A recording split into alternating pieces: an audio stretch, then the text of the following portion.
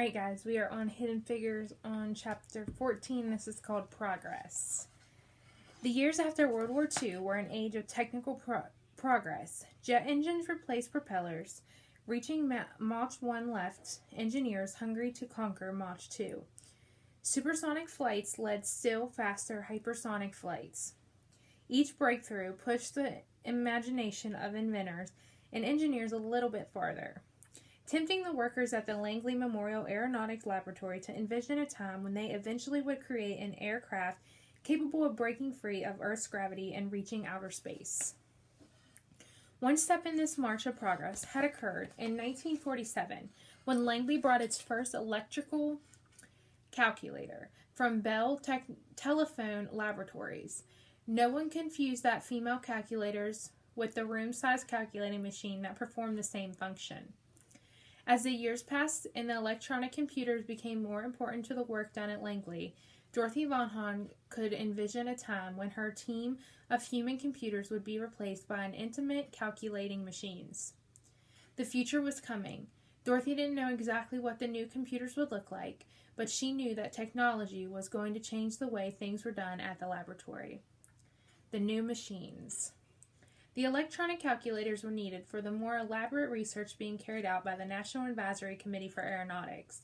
As planes flew faster than the speed of sound, the math required to study those supersonic flights had become increasingly complicated.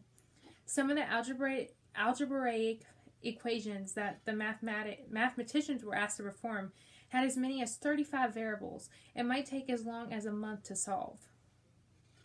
The new electronic calculator could complete the same problem in just a few hours. These computers were fast, but they weren't easy to use. The machines used paper punches, tapes, long strips of paper with holes punched out to store data. As input and chugged along the 2-second per math operation. The whole building shook when the machine was in use.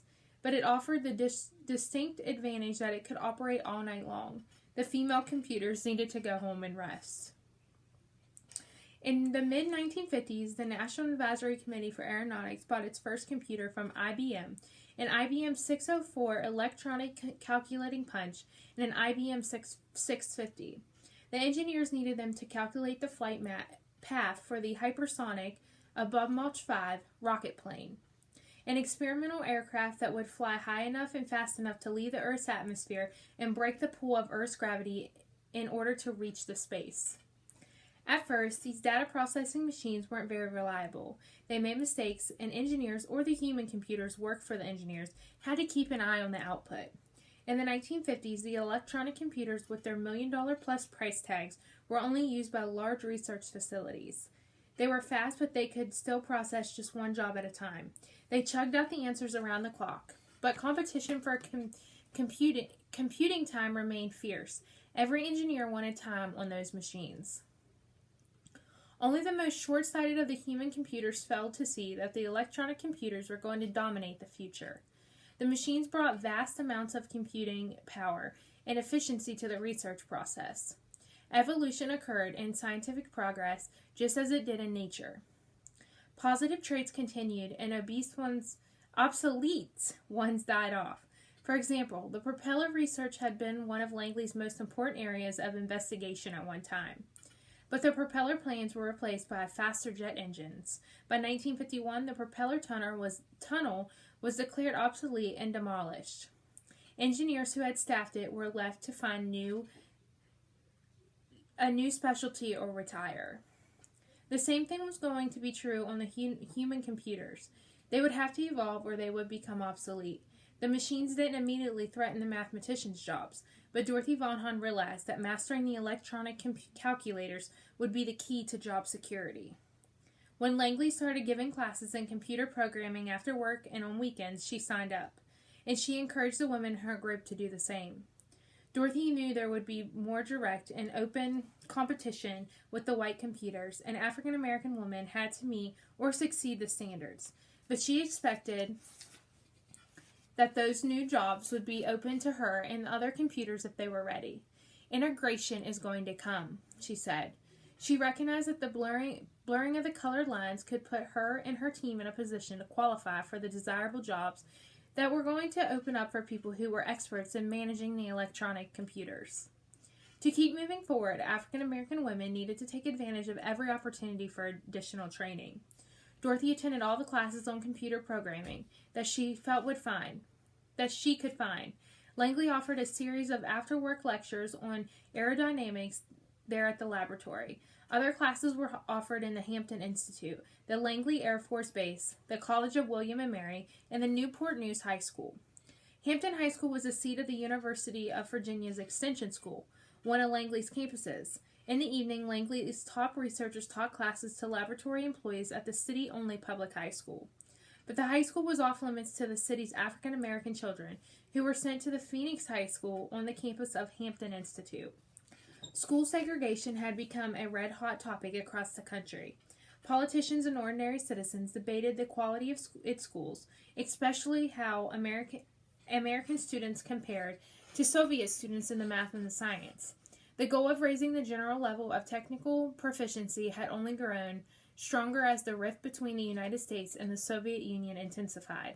The fear of communism and spies had exploded during the period that became known as the Cold War. In the United States, the debate had expanded into a broader discussion of the participation of African Americans in the technical fields. If the United States wanted to cultivate the best and brightest students in math and science, why waste that much money and brain power of black children by sending them to the inferior schools? Every day, Catherine Gobble, Dorothy Vaughan, Mary Jackson, and other Langley computers were proving that women were as good at math as men, and that African Americans were just as gifted at math than anybody else. Mary Jackson was putting her math skills to good use in her new job.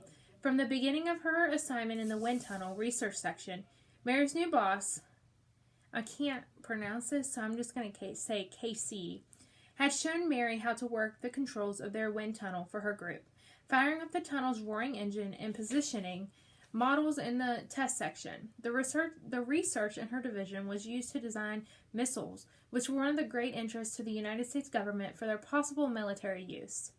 In its final form, her work became the 1958 report, co-author with her boss, Effects on Nose Angle and Mach Number of Transition on Cones at Supersonic Speeds. Mary's new boss was impressed with her work that he had suggested she enroll in Langley's engineering training program. Her ability and passion were apparent. She had mentored her boss, who believed in her. It didn't matter that Mary was black and Cos was white. It didn't matter that Mary was a woman and Cos was a man. It didn't matter that Mary was from the South and Cos was from the North. What mattered was they both loved math and they loved airplanes. Cos knew that Mary had the talent to be an engineer. At the time, there were very few white women who worked as engineers. The majority of Langley's female professionals, black and white, were still classified as computers or mathematicians. There simply weren't many female engineers anywhere in the country. At the time, most of the country stopped engineering schools didn't accept women. The only female engineer at Langley in the mid-1950s, Kitty O'Brien Joner, had to sue the University of Virginia in order to enroll in an undergraduate engineering school in 1939. There was also very few African American men who worked as engineers. Mary was on her way to becoming something even rarer, an African American woman working as an engineer. In 1952, Howard University had only 2 female engineering graduates in the school's history. In fact, Mary was on the track to become the first African American engineer at Langley. Mary's boss put her on an engineering track and promised a promotion when she successfully completed a few advanced math courses. When she went to enroll in her courses, the obstacles she encountered came not from her coworkers, but from the local high school. Before she could get any training, Mary had to get permission to enter Hampton's high school. If she had been the janitor, she would have been welcomed. As a professional engineer in training, she had to petition the city of Hampton for special permission to attend classes in the white-only school. Mary Jackson had to grit in her teeth and take a deep breath before making the case to the school board that she should be allowed to attend the classes at Hampton High School. She reminded herself that she had a long-term goal and she didn't want to get sidetracked. So she swallowed her pride and asked for permission, which the city of Hampton granted. The disappointment of Hampton High School. Mary Jackson had passed the old Hampton High School too many times to count. The building was located in the middle of the city, not far from her house, but she had never set foot inside. On her first night of class, in the spring of 1956, Mary was nervous. Her classmates were the same people she had worked with during the day for the past 5 years, but she was anxious about meeting them outside of the Langley campus. If you remember, Langley campus had kind of did away with the segregation, but outside of Langley, they still haven't really done away with that. The thought of entering a whites-only school was worrisome to Mary. Nothing could have prepared her for the shock she experienced when she walked through the door. Hampton High School was a dilapidated, musty old building. Mary Jackson was stunned. This was what she and the rest of the black children in the city had been denied all these years. She had assumed that if whites had worked so hard to deny her admission to the school, it must have been a beautiful place. But this? What a nonsensical thing that blacks and whites went to different schools. If the city had combined its resources, it could have built one beautiful school for both blacks and white students. Throughout the South, cities had maintained two separate school systems which shortchanged both blacks and white students. Being on the leading edge of the battle over integration was not for the faint of heart. Mary Jackson was friends with Thomas Birdsong, a black engineer who had come to Langley in 1952. Mary's husband Levi was an excellent cook, and Thomas Birdsong loved going to the Jacksons' house for dinner. The friends laughed and talked, often discussing work and enjoying Levi's meals. As a recent graduate of the University of Michigan, Birdsong had been assigned to senior engineering in a white tunnel division. His boss instructed him on how to conduct his first tests, then assigned him a partner, a mechanic, to assist and answer questions. The mechanic, a white man with years of experience at the lab, sabotaged Birdsong's first experience by incorrectly attaching the model during the test. Birdsong knew he had been undermined, but he didn't say anything. He was from the South and knew all too well that many people would defend a white man over a black man.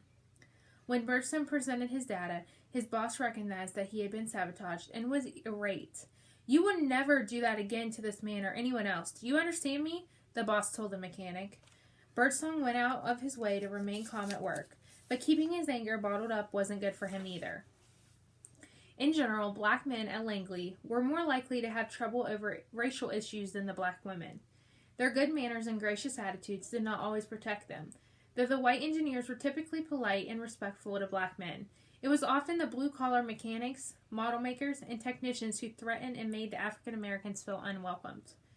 For Thomas Birdsong, the constant battle against race wore him down. Like Catherine Gobble, he found a way to opt out of the segregated facilities. Each day at lunchtime, he and a friend escaped to a black-owned restaurant just outside of the entrance to the Air Force Base. There he could be himself. Ultimately, Thomas Birdsong, Mary Jackson, and each of the other African Americans at Langley had to navigate a race relation in their own way. The challenges facing black employees at the Langley reflected the similar conflicts happening all over the country. The civil rights movement was gaining strength, and African Americans nationwide were trying to establish their rights and freedoms. In the classroom, in the voting booths, and in the halls of Congress, where legislative reforms were being considered.